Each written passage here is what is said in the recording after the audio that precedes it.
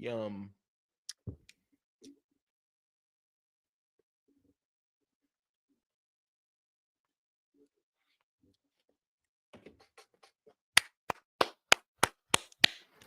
What up, world? Welcome back to another episode of Breaking Command. It's your man, D Will. Listen, this is season 3, episode 1 of the Breaking Command podcast. Look, man, if you've been here for a while. You know, the show has gone through some changes, and it's all right.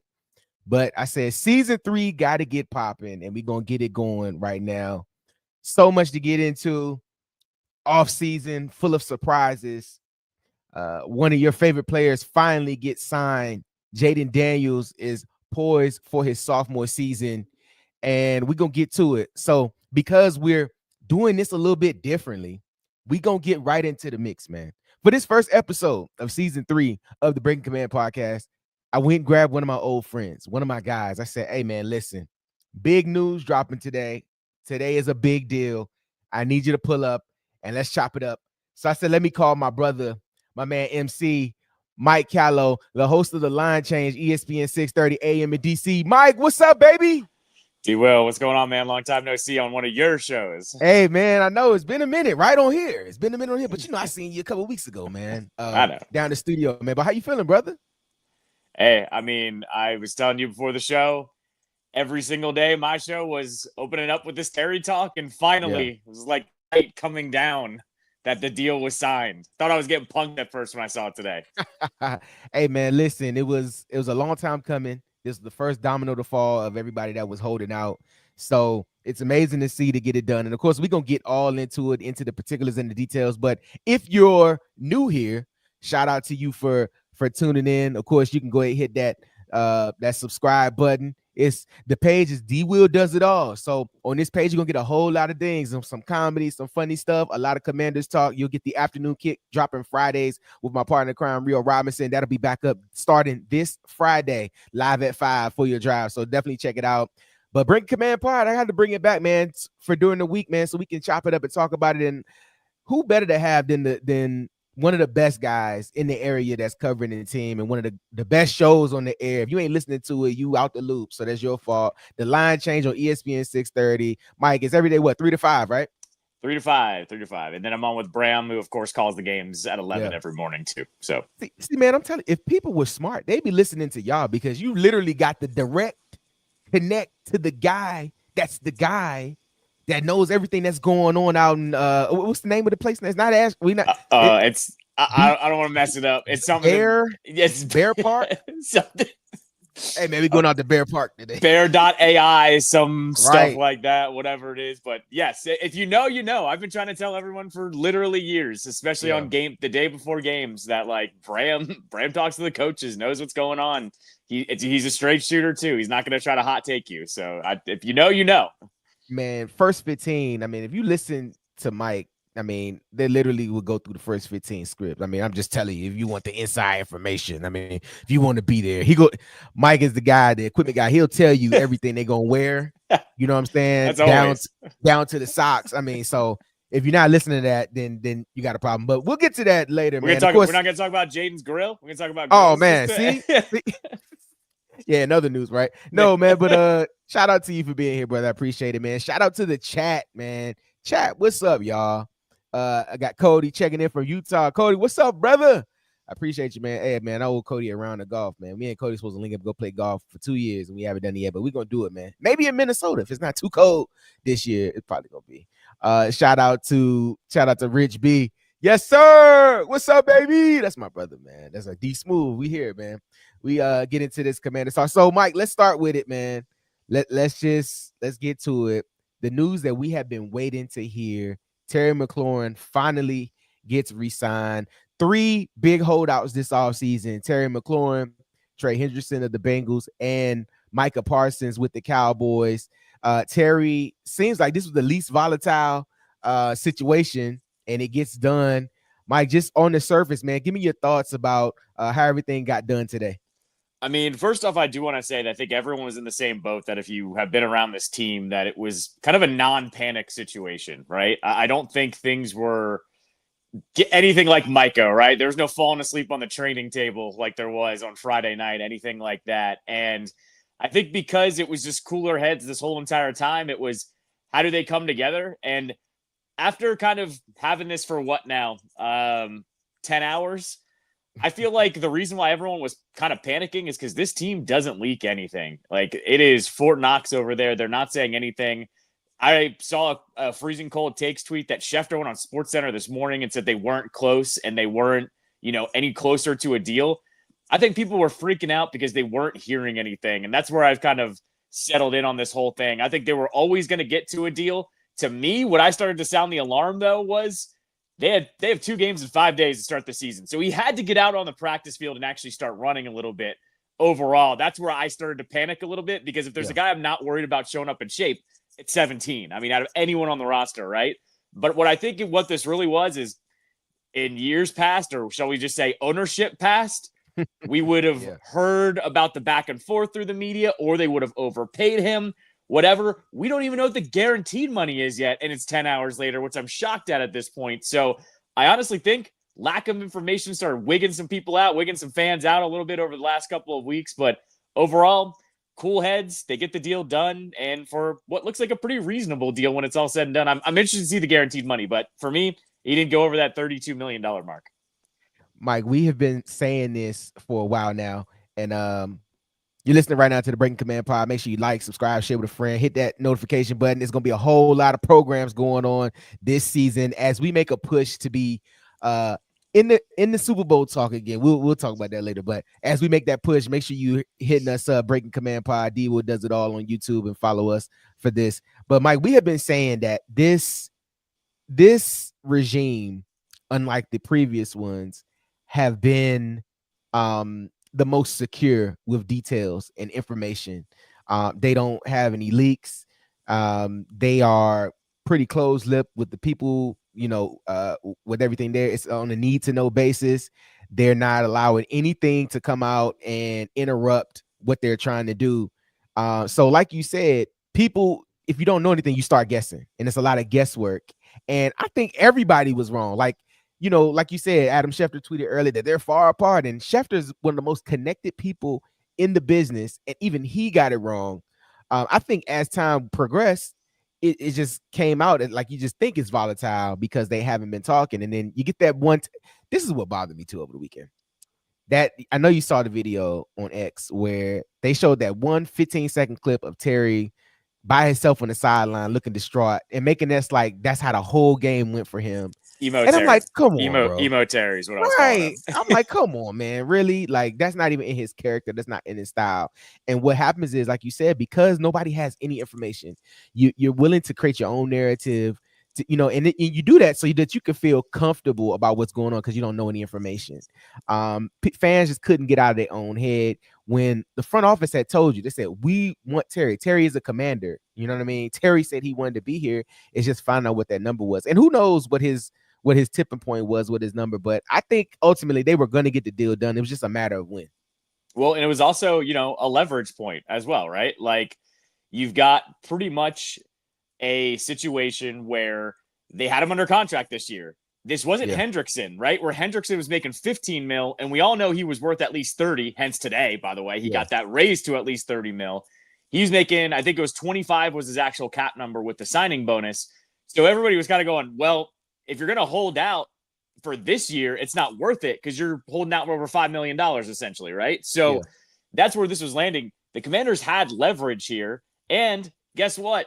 They could have taken a page out of Jerry's book and gone, we could franchise tag you for 2 more years. I don't think that would have been the case, but they did have some leverage here, and it's not like he was making no money. So I do think that's where this kind of just dragged out a little bit. The Commanders, I wouldn't say the Commanders played chicken. They just stood on business essentially and said, we're not going to just give you anything you want here. Same thing though. We still got to figure out what that guaranteed money is, mainly because I don't know what that last year is. Like, they were asking for that DK money. If you go to that DK contract, the last year's nothing. Like, it's got all this money attached to it, and they can cut him for nothing. So that's where I've landed here too, is like, we got to figure out what this is if we really want to break it down. At the end of the day, though, we got him for at least 2 more years, most likely, like real money years. And I think that everybody's a win. Fan base wins the most here. they can get on. And I think the feeling going into this week was a little teetering. Like the energy hasn't been great for the preseason games. Training camp's been fine, but this is a dark cloud, and now everything flipped today. Everybody has forgotten everything over the last 2 months, and all of a sudden it's, sunshine and rainbows all of a sudden. Absolutely, man. Shout out to everybody in the chat tapping in. JB, what's up, brother? I owe him some golf too, man. I owe a lot of golf in the chat, man. But shout out to everybody checking in. Man, listen, Mike, you said it perfectly, man. It's all has been forgotten. And the longer this went, you started to kind of see how fans really felt about Terry. You start creating those narratives and you start asking those questions. Because even I asked, I said, well, Terry's been quiet. And then the past couple of years, you just started seeing he's more vocal. Could it be that he's been the diva this whole time and we didn't know? Like, what could happen? Like, who knows? But, like you said, you start creating those narratives. But it was like, I think the question that always plagued me was like, why now? Like, JB just said, this is our Super Bowl era. And I agree. Our Super Bowl window is open, as we said earlier. But it's like, why now? Like, why would we pick this point in time when you literally had the best quarterback that you've had, the best year statistically that you've had? Now you want to strike while the iron is hot. And then it just felt like the longer it went, it just felt like it was out of his character. You know what I mean? And I think to your point earlier, we talked off camera, it could have been the agent that may have been advising him incorrectly on what to do. Oh, I mean, the last 2 weeks, if you listen to my show, I was saying fire Buddy Baker. Like that's where I was starting to settle in at, because part of that and the part of the narrative, or I guess we'll call it non-narrative, was it didn't sound like anybody was playing ball with each other, right? So that's where I was going, well, that's on your agent for not at least trying to get these talks going a little bit to try to meet you in the middle. We're hearing DK money, then we're hearing 27, 28 mil from everyone else. Well, it's a $5 million difference. Get that done, right? Like, it's not that big of a difference. You're right there. But it sounded like they were kind of scoffing at each other at their highest offer, on both sides. And same thing, it sounds like that. I don't know what it actually was. And maybe they weren't talking, and maybe they just kind of knew, we'll get this done. At the end of the day, too, like, it is worth saying, he wouldn't have played in 2 of the 3 preseason games either. And if he had played in preseason game number 2, we didn't throw a pass in that game. So, like, I think the funny part about that, too, is, like, in retrospect, it really didn't matter. Granted, you want him out there practicing, but I'm not worried about a 29-year-old receiver that's always been in shape either. Yeah, we're not privy to the intricacies of their relationship, right? So we don't know what's going on. We don't know what was already may have been a handshake deal. Like, look, man, just hang out, just chill. We're gonna get it done. It's not a big deal. But this goes back to body language and everything, right? People, when you don't have any information, you're gonna look and try to figure out what's going on. You're gonna assume, and you're gonna just think to yourself like, "Oh, what's going on? Is it this?" And then the part that got me was everything else that Terry has shown. This was not in his character. So it's like, now why would we say those things? Why would he be doing like this? And it's just like, that's not him. You know what I mean? Well, and like, I started really snooping, and I texted you last week. I took a screenshot of all of Buddy Baker's clients. Terry by far is his biggest client. Like, 25 million is what Terry's number is with the signing bonus this year. I think the next one was like 12 million. And then it's a lot of, I'm not trying to knock anyone's money here, but it was a lot of 10, 5, a bunch of ones. Jeremy Chin is on that list too. And what I started thinking was, are they trying to like dig their heels in because this is their biggest client? And if they quote unquote lose the negotiation, well, all of a sudden, who wants to sign with them, especially when they're not, the Drew Rosenhaus or the Jay-Z agency or, Jalen Hurts agent or whatever. Yeah. That was the other side here, is they actually had kind of something to lose off this. Now I'm going to guess, like, this is just pure speculation here, is Buddy Baker went to Peters and said, can you at least make the AAV 32, even if $1 million of that is he's a first-team All-Pro or he leads the league in receiving and touch, like, you know what I mean? You know how this works, man. We've all seen this enough. That funny money in those contracts, pumps that up. They never see the full contract guarantee. So I'm almost thinking that might be the case of what happened here a little bit. And it's and like you said, man, it's probably incentive laden where you can make like some crazy bread, if you had a type of year. I'm pretty sure it's probably some accelerated bonuses with the playoffs and maybe a possible Super Bowl appearance or if you get, 1,400 yards and, some touch, like I think it's there. But this proved that this proved how important Terry was to this, or how important Terry is, to this team. The success of Jaden Daniels last year really laid on him. Like, I mean, without Terry, how well does Jaden do? Granted, I think he would have did well regardless, but kind of having that safety net at receiver where it go back to those years of having Taylor Heineke here, where it was like, F it, Terry down there somewhere, and he would go up and get the ball. Now, imagine you got a quarterback now that can put it exactly where he wants to, and he's still going to get the ball, right? So it's a great safety net, a great weapon to have, and you add pieces to the offense like Debo, you add Tunsil to give you more protection, you draft a Connerly, you add Bill in late in the draft, and you kind of bolster this offense, you getting more weapons. So you got to have that steady hand with Terry McLaurin. No, I mean, my joke on my show is the wide receiver 1 last year was Terry McLaurin, and wide receiver 2 was by committee. I mean, that's what it was. Yeah. I mean, it was pick your point of the season, and it was someone was your number 2, whether it was Diami, whether it was Noah Brown before he got hurt, whether it was Jamison Crowder there for, a couple weeks. Like, the way Jaden actually spreads the ball out, he spreads the ball out to quite a little bit, quite a few of the wide receivers and the running backs and the tight ends at this point. So Terry was the go-to, but everyone else was by committee. Well, you take away Terry, all of a sudden that committee has a lot more work to do. And I think there's one thing that happened over the summer that I think we were all disappointed in is they brought in a couple of wide receivers like Michael Gallup, who they cut today, right? Like, those guys didn't step up. And we were already used to Adam Peters being like, oh, he grabbed Noah Brown. He was a stud, right?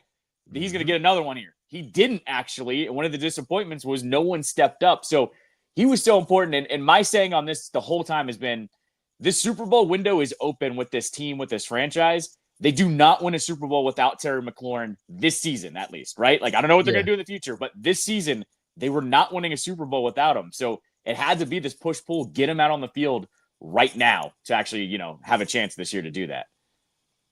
Yeah, and you're exactly right, man. Make sure you smash that like button. Make sure you subscribe to the page. It's D Will Does It All. This is the first episode of the 3rd season of the Breaking Command podcast with myself, my partner in crime today, Mr. Mike Callow of ESPN 630, the host of The Line Change, every day, Monday through Friday from 3 to 5. And he's also on with Bram as well. Mike, we're talking about the moves the Commanders have made with signing Terry McLaurin. The overall sentiments are that everybody's excited, everybody's happy that it got done. But it did leave a lot to be desired with that wide receiver core, and how they are awaiting Noah Brown to come back healthy. They did add Debo, but I think Debo will be used more as a running back. Well, not more as a running back, but more in the run game and the screen game more effectively than he would be a wide receiver. So I still think they are looking for that next wide receiver to step up. If that's going to be Jalen Lane, if that's going to be Noah Brown when he's healthy. What do you think? Maybe some of the plans there with that wide receiver core. So on paper, it's Terry, it's Debo, and it's Noah Brown. That's essentially who your starting 3 are. And then I think you're going to see a little Luke McCaffrey. I thought it was a little bit weird how the fan base reacted to Luke over the last couple of weeks. I mean, he was a mid-round pick last year. Set your expectations to that. People wanted to cut him, call him a bust. It was a little bit odd. He's a mid-round wide receiver. That's, take those expectations and leave them there for right now. Jalen Lane obviously is going to get some playing time here. I actually liked what I saw with him in the preseason, but you know how it goes with rookies. You just can't throw too much at him at the same time. My kind of theory here early on is, one, that offensive line looked really good against the Bengals. I know the Bengals defense isn't like amazing by any means, but I think you're going to see some sets where you see those 3 on the field if Noah Brown is healthy, and it looks like he is. He did warm-ups on Saturday. But I think we're going to see some wrinkles here where, like, you get Austin Eckler slotted out there, and then you got either Bill or C-Rod in the backfield. My favorite stats that I was looking up as I was getting ready, for the show last week one day was Eckler had around 700 yards. You're going to have to correct me on the actual numbers here, but Eckler had around 700 yards, and it was right down the middle, like 350 rushing, 350 receiving. Oh, wow. And so, like, the way I kind of saw that was, hey, Eckler was an explosive player last year when he was healthy. You take away that fumble from the Eagles game, and I thought he was a very solid player all year long when he was healthy. And so that's what I'm kind of envisioning right now. I think you look at Cliff, he's going to figure out how to manufacture that offense. look for Eckler to be out there at the same time with another running back. That's how I think they kind of get around this, especially if Noah's not healthy, or even if McLaurin goes on a pitch count. I don't think he will, but I think that's a possibility. I think you got to just watch out for that, as they get ready for the season. Absolutely. And with that being said, the Commanders have moved on from Brian Robinson, which happened last week. We all said we kind of saw this coming after a certain point during training camp. But what do you think was the main thing that severed the relationship between Brian Robinson and the Commanders? I think it's a multitude of factors. One, I think we had seen enough of Brian in terms of the consistency here. There was just a breaking point with him at every season, I felt like. Last year, he just became very ineffective towards the end of the season. He had some okay moments in that Detroit game, but Detroit was missing like 10 starters or whatever the number was in that playoff game. And I think this team really wants to run, be able to run into a 2-minute offense whenever they want. And that's not B-Rob. That's more suited for Eckler. Eckler was always out there on the 2-minute offenses. C-Rod has talked about how much faster he's gotten this offseason too. So I think they just felt they were comfortable with their running back room. And you get Bill as well, who impressed at times. But I think they're going to slow roll him, by the way. I don't think he's going to get like all these carries right away. I think he just became expendable. And you kind of look at Adam Peters, and it's asset management, right? So you're going, if I can get a pick, or I was saying if you can get another player, at the bottom of the roster, he was going to do it. And I just think this is one of those moves that they could have kept him, but at the same time, he's going, fine, I'll get a 6th-round pick and get another pick in the draft, and that'll help me maneuver around a little bit. Like, you got to remember, he's been trading these picks away to fill up the roster a little bit. Yeah. So any pick helps here, and I think that's really what it was. And if he's not in the plans for the future, then this is what you do. I mean, I mentioned this when I visited your show. I said, man, fans have been so scorned, and they don't know that this is how real football management works. This is how general managing works. Fans have cried for years about a real GM, and then they get a guy that comes in and does real GM things, and then they scoff at it. I'm like, bro, this is how it's done around the league. There's issues with trying to sign your high dollar guys. They're not just going to throw you the bag and make you the highest paid player, just because they've done well in the past. It's not about what you've done in the past. It's about what you can do going forward. And I understood the concerns with Adam Peters when they said, hey, he's getting ready to turn 30. Do we want to have him, as the highest paid wide receiver, for the next 5 years? You know what I mean? Like, that's not economically smart. And I think every move that they're making, good or bad, is positioning themselves to have to back up the Brinks truck to pay Jaden Daniels in 2 seasons, 3 seasons. He is 5 years. So okay, it would be they could pay him after year 4 essentially. Exactly. So they have 3 more seasons before they have to step up and pay him. So every move that you're making to this point, because you already, a good general manager is looking at this. You see how he performed the first year. You said, I know when it's time, I'm going to have to pay him. And it's close to 60 right now for quarterbacks. That number is going to be in 4 years or 3 more years. That number is going to be crazy. Like, he could be getting 75, 80. Like, who knows what that number is going to be. So I think 100.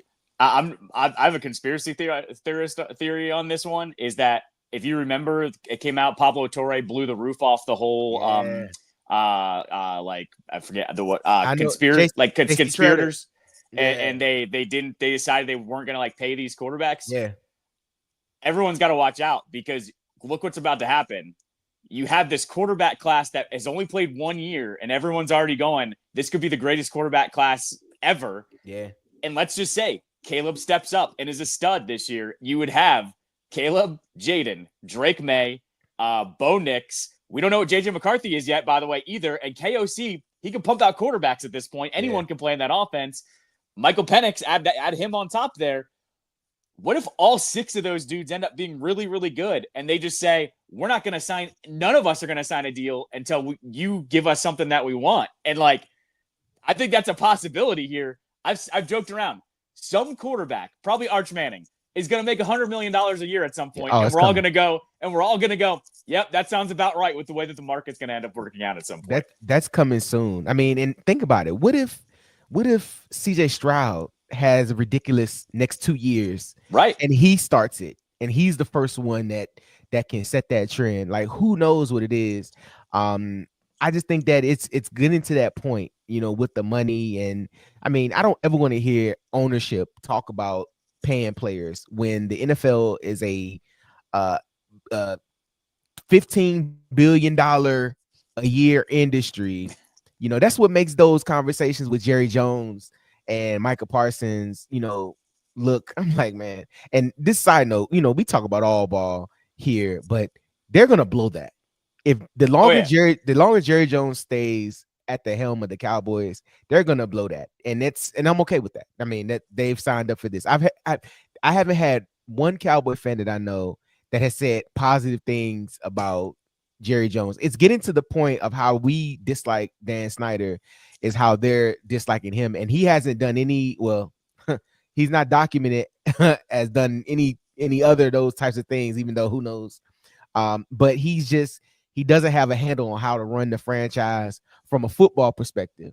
He's a great business person when it comes to the brand, and that's good. But when it gets to football and the management of football, you have to have somebody that has foresight and has to understand that what I pay today is going to be cheap tomorrow. And I think they're, getting ahead of some of these things and doing that. Because will we have any? What's going to be the next big deal after Terry, or the next big decision that we have to make after Terry? I've been going through this for like the last 2 months because Ron was so terrible. There are literally no other take away all rookie contracts. The only player under contract is Sam Cosmi. That is not a draft pick. You got Frankie Louvu for one more year, but other than that, past this year, it's Louvu one more year after this, I believe, and it's him and Cosmi. Other than that, though, there's not a single other player unless they're a actual drafted player here, and you have to go back and look. We don't have any first round picks not named Jaden Daniels on the roster besides Deron Payne. That's it. And Deron's entering his last year, and we kind of probably already know what's going to happen with Deron at the end of this year as well. Yeah. So, there's actually a lot of room, but I always tell everyone this. That means Peter has to sign free agents, right? So Peters has to build the roster in an unconventional way, which means he does have to watch the money a little bit here. Either way, I would think he would be able to figure this out. And to answer Cody's question, he's got one more year left on his deal, or 1 or 2 more years left on his deal. Yeah, I think it's 2. But you're probably gonna have to probably extend him. So he's got some work to do, and I know that's why he was being cautious with Terry this whole go around. And my phrase that I always use, because you were saying professional, front office, whatever. Yeah. Mine has always been, since Josh Harris came in, there are adults in the room now. They're not making these childish, dumb, overpaying decisions, giving Adam Archuleta, $40 million to not even start. Those types of decisions do not happen anymore. There are adults in the room, so they had to figure this out. And as I said, Adam Peters, he has already been pretty bold with his roster building. He's going to have to get creative with how much turnover there's about to be. Yeah, and I think, and I hate to keep rehashing Ron Rivera, but I mean, you just look at the decisions he made. Look at that, half those guys are out of the league or consistently cut, or multiple teams. Like Jamin Davis just got cut again. Emmanuel Forbes is hanging on by a thread. He's a backup to the backup out there. I mean, I don't know if it's just bad decision making or bad drafting, or just maybe he was checked out and just wanted to get who he wanted. But you look at, it was a complete roster overhaul when Adam Peters got here. And I mean, people were surprised, that, when they traded Jamin Davis and they got rid of those guys. And I mean, I think Dan Quinn really kind of bought in, hey, y'all got to buy in, and y'all got to be all in with the brotherhood. And guys that didn't buy in, they moved on. They moved on from John Allen. John Allen was a staple. He was similar to how Terry was here in the regard, but they moved on from him. It was just, I mean, so that's the business part of football that I think people just miss out on. I think with Allen, his price was just too high for them, and they had to sign multiple defensive linemen. So, and they also, you got to remember, they did right by Allen by releasing him before free agency started. So I thought he was different. The guy you were describing, though, to a T was Josh Doxson. People were talking about his body language last year. He had that interview after the Jets practice where he was basically in his own head saying, he's got to figure this out or whatever, when every other player was so enthusiastic about training camp and Dan Quinn and everything. He was getting down on himself, and they traded him Jahan Dotson. Sorry, did I say Josh? Yeah. I did not mean to say Josh Doxson. Sorry, my bad. That's a way. I've been reading too much about the 2017 offense that's lately. That's the deep cut, bro. My bad. Jahan Dotson. My God, that tells me I'm just in sicko mode right now. But with Jahan was doing that last year, and when they shipped him to a division rival, it tells you everything that they needed to know about him. And granted, he had his moment in the Super Bowl where he caught a deep ball and he was a part of that, offense, whatever. But that told you everything where they were going, if you're not in, we can move on from you. And you think about it. They moved on from Dotson. They moved on from Fords. They moved on from Jamin Davis all within a month. So it's interesting to see. I mean, the Ron Rivera years kind of told a story. To really have Dan Quinn come in and really essentially rebranded the roster, like different narratives, and you really believe what he was saying at the podium.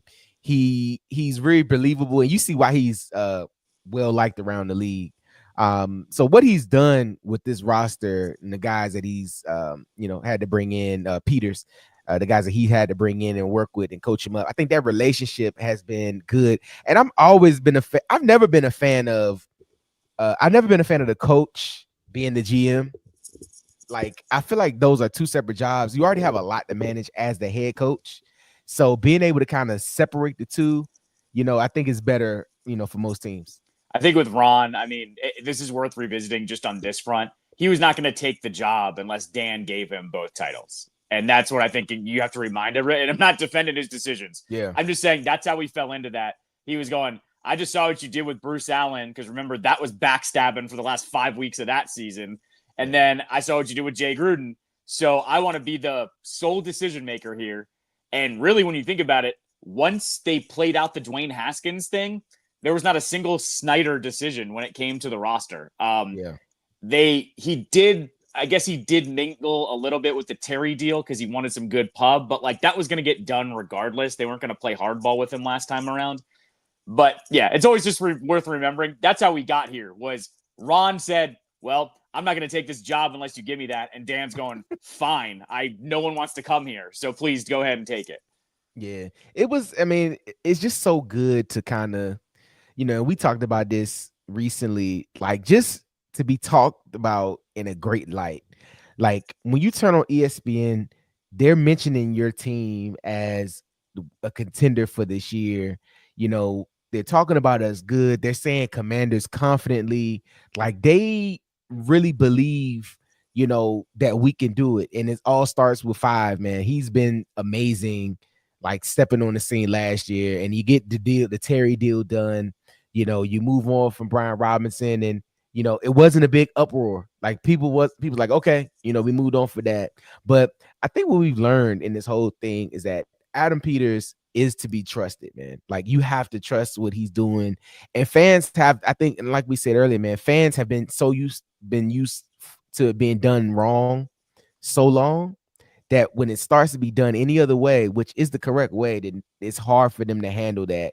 And you just have to trust that he's going to make the good decisions, because right now you have Jaden Daniels on a rookie deal, and everything has to lean to every decision is to get it done while he's in this rookie contract. Winning with a quarterback on a rookie contract is the most amazing thing before you have to pay him. Because like we said, he could get $100 million, and it's not going to be no question. It's going to be, where do we sign? And they're going to do it early, because the same issue that Dallas had. You with that, you always do it early, because when you wait, it's going to be a problem. So, people just got to trust Adam Peters at this point. He's going to make the best decision for the team.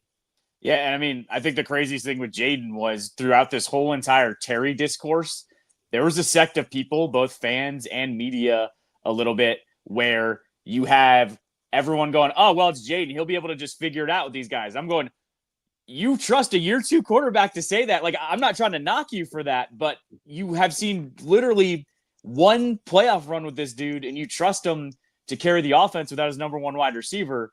Yeah, like absolutely. Like 5 has changed everything when it comes to this team, this franchise, whatever. And so, yes, that's why I think like Adam Peters hit the ground running this offseason. He trades for Debo. He gets Tunsil. Like he, gets Zach Ertz back in the building.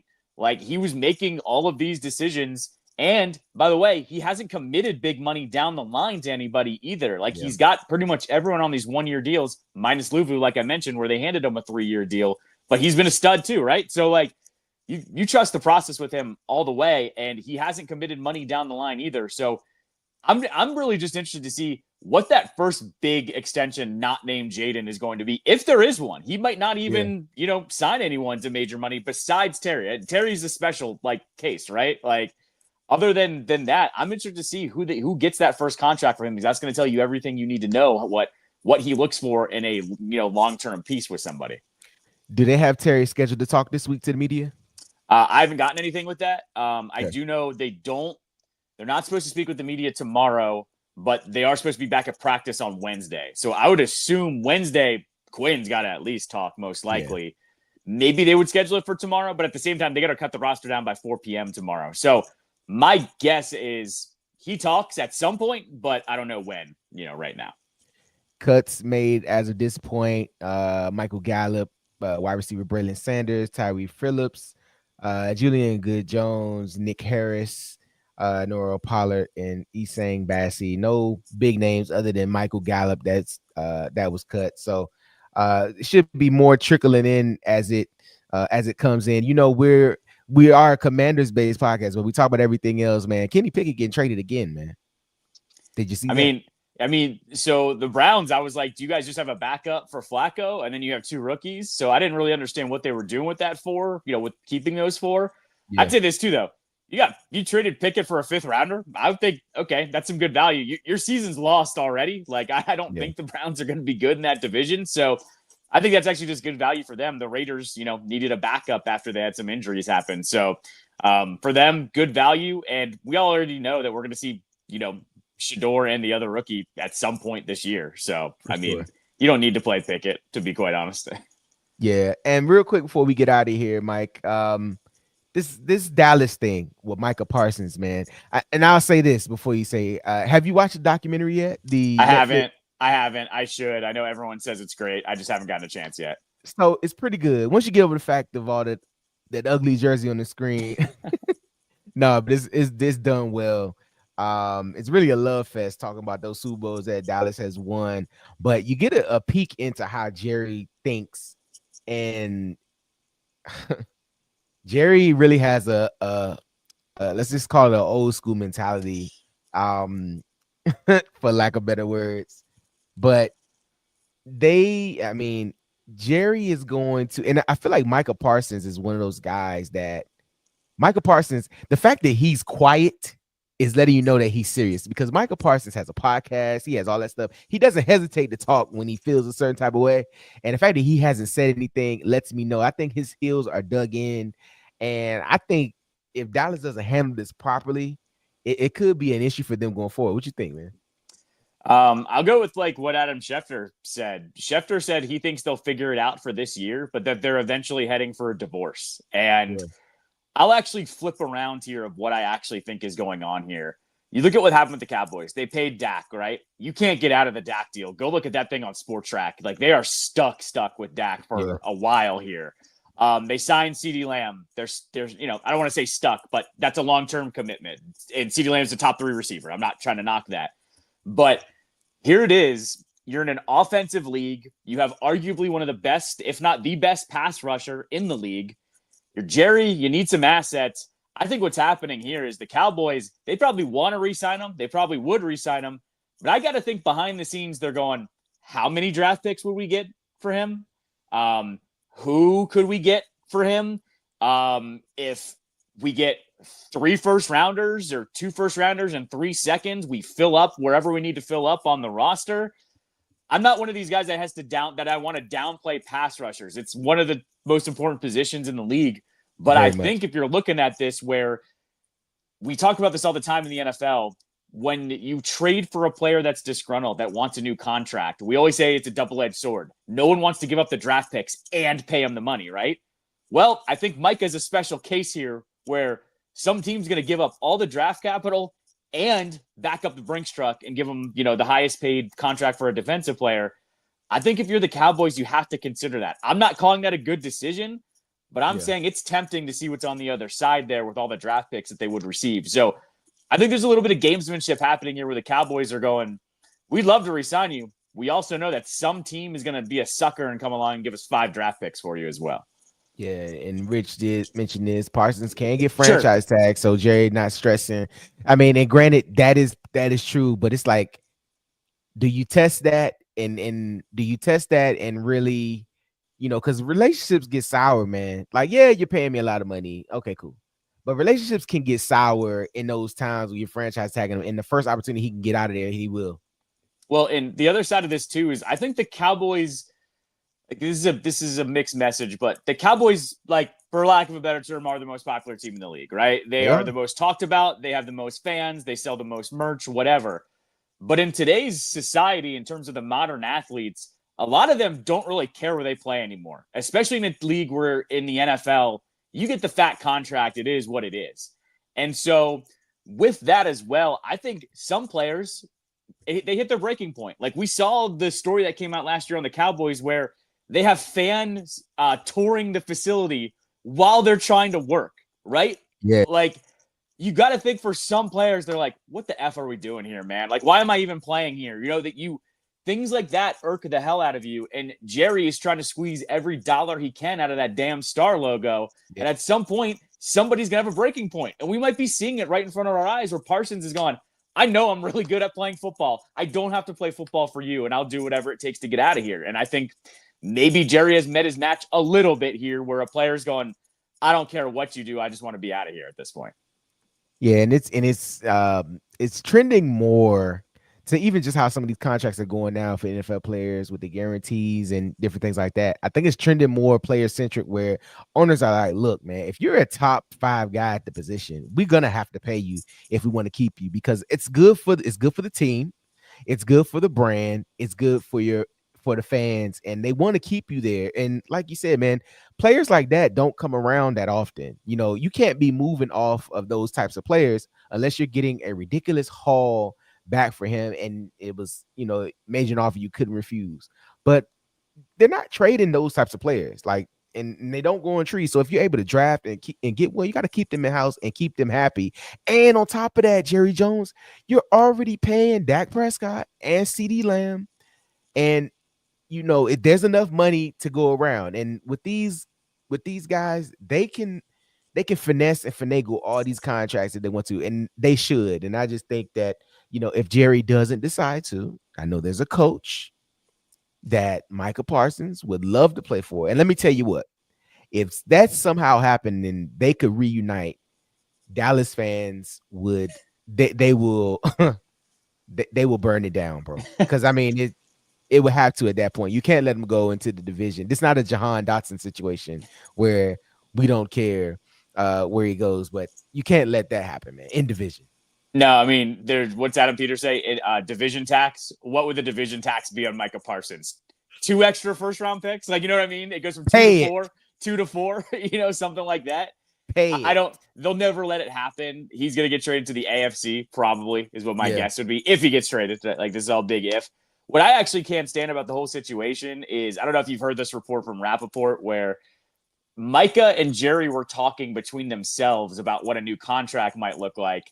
And Jerry thought that was a legit negotiation and like a handshake agreement. And Micah was like, oh, we were just having casual conversation. My agent wasn't present. And now when he's getting the agent involved, Jerry's getting mad. And I'm going, you're a respected businessman.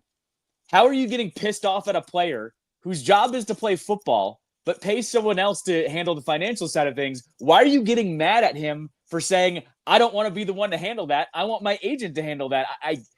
It's such a, as you said, old school way of thinking that I just cannot stand that's going on now. Like, people say all the time, oh, athletes aren't good with money, blah, blah, blah, blah. They make fun of them, whatever. Here's a player that's actually trying to say, I'm not trying to do anything without my agent present. I'm not trying to have you pull one over on me. Just I'm not trying to sign the right way. Yeah, I'm not trying to sign a crappy deal. And like, Cowboy player or not, he's right. Like, he shouldn't be signing anything. Jerry's a good businessman for a reason, right? President of our country is a businessman, and we see where he's gotten, right? So, like, no matter what you think about him, but like, Micah is doing the right thing here by not signing anything without having his agent present here. Sure. And so that's where I landed with this. And I say good for Micah on this. And he's digging himself in. And I like him for doing this because he's right. A conversation with the owner means nothing without an agent present. Yes. Well, let's hope that he digs his heels in and is not playing when we play them. So that's one less thing we got to worry about this season. Mike, quickly before we get out of here, man, how are we going to do, man? We're going to follow up from last season with the same outcome? I mean, it's going to be tough, but what you think? I mean, with number 5, all things are possible. Isn't that how the saying goes? Isn't that how the saying goes these days? Look, I don't think they get, 12, 13 wins. I think they have a tougher schedule this year, but I think 10 or 11 is very, very doable here. They got to stay healthy. They got to stay healthy. And they are the oldest team in the league. So I already know we're going to have a point like we did last year where they have a good stretch and then they have a really tough stretch like the middle of the season. Like I think I did this with Bram. They have like an 8-week in a row stretch where they do not play a 1:00 Sunday game. It is 4:25 Chargers. It's they kick back into a Monday night game against the Bears. It's a Monday night game against the Chiefs, a 4:25 against the Cowboys. It goes to a Sunday nighter against the Broncos, Madrid with the Dolphins, Sunday nighter against the Seahawks. There's like an 8-game stretch where they're prime time, man. And so we see what happens when the lights turn on with these guys. I think they're going to have, they're going to have to get through that stretch. And I'll use the phrase that I used last year, striking distance. Like, keep your record good, go 500 the rest of the way. I'm thinking 10, 11 wins. They make it into the wild card. Maybe they threaten the Eagles, but I don't see them missing the playoffs this year. Yeah, man, I think we'll be in a good spot. And, the thing is, once you get in the dance, anything can happen, as we saw last year. And it's just about playing good football. And I think we'll do that. And I mean, just this year, out of all years, man, we had blind hope every year. This year, I really feel like the hope isn't blind. I feel like we got the glasses on, we can see, but we're not, we're not being bamboozled. We're not second guessing ourselves. We're not trying to make ourselves believe in the team. I think we really have a legitimate shot to be a contender this year, and I'm hoping we get it done. I think we can. I think, you have to go to Adam Peters. Everyone that says, you look at Peters after they lose and he looks more pissed off than anybody in the entire franchise. What happened last year? Sam Cosmi gets hurt, makes Jalen Carter look like the best defensive tackle of all time when he's going to go against backups in the NFC Championship game. What does Adam Peters go and do? Gets 2 freaking tackles to start for this team in the interim. That's going to bump Wiley onto the inside anyways whenever the healthy offensive line is ready to go. What does he do? He goes and gets another wide receiver, Deebo Samuel, going, fine, you think you can cover Terry because he's the only wide receiver? Good luck covering them both. Look at how he attacked the offseason. If he thinks that's all they really needed to go and be aggressive for, it means that he thinks that he is the formula here right now. And by the way, on the defense, we didn't even talk about the defense today. Defense just has to go. I've said this all offseason. They were the worst rush defense. They were like 28th overall. They got to be like 15 for this thing to turn around, right? Like, we're not asking them to be top 5. They just have to improve 10-ish spots. And all of a sudden they're, flipping games around with just the score alone. Mike, maybe next week we come back and talk about the defense. Maybe. I'll be down with that. That sounds good, man. Hey, episode 2, man. Get it going before the season start, man. So Mike, in the meantime, man, of course, we appreciate you for locking in with us, man. Tell everybody, I'm gonna give you solo screen, man. Tell everybody where they can find you, how to listen to you daily, and all that good stuff. All right. A lot of people don't know we exist. So ESPN 6:30 a.m. here in DC. You can get the ESPN 6:30 app. You've got Andy Poland at 9 a.m. with us. Bram on at 11 with yours truly producing and his second microphone there. Then you've got my show on from 3 to 5. And if you miss any of those shows, just type in the name and find the podcast. I always tell everybody I kind of run my show live on the air to be the podcast. So if you can't catch it live, it's perfectly fine. But go find it. Just type it on Spotify, Apple, Google Play, all those fun things. And you can follow me at Mike_Callow, and I'll post some things on there as well. Mike, I appreciate you for locking in. And, maybe they might be able to hear us some Thursdays. Maybe. Maybe Thursdays, maybe Wednesdays, maybe Wednesdays. Maybe Wednesdays. That's cool too. Yeah, maybe Okay. Wednesdays. Right. We'll keep y'all posted on that, man. Maybe some Wednesdays, man. You'll hear us. Maybe we'll switch spaces and just hear. Well, we'll get into it. But that was the Breaking Command podcast. We appreciate y'all for locking in and tuning in. Shout out to my boy Mike Callow. Make sure y'all go check out the Line Change on ESPN 630. Or check go in and listen to the podcast on Spotify and everywhere that you can listen to those things. Follow that guy, man. He's gonna be in all season. He's gonna be locked in. I'm telling you, he's the guy. So make sure you tune in. Go ahead. What you got? Every Friday before games, or the day before games and the day after games, Bram is exclusively on my show. So the voice of the Commanders previews the game on my show and reviews the game at the day after. So he said exclusive. Exclusively. And Bram's hard to get a hold of. So, and he has to deal with me because I'm his boss. So he has to do what I tell him to. So yeah, I love it. Exactly. That's it. Of course. Hey, listen. So this was the first episode of season 3 of the Breaking Command podcast. Of course, make sure you like, subscribe, and share with a friend. And if you feel so inclined to leave us a 5-star review, you can get your 5 seconds of fame. I haven't said that in a while. It's a throwback. Right. But appreciate you for tuning in, guys. Hail to the Commanders, and let's see how we do, man. I think it's gonna be some more moves to be made. We'll check and see what happens, and join us next Monday for another episode of the Breaking Command podcast. It's your boy D Will. I'll get up with you on the flip side. Peace.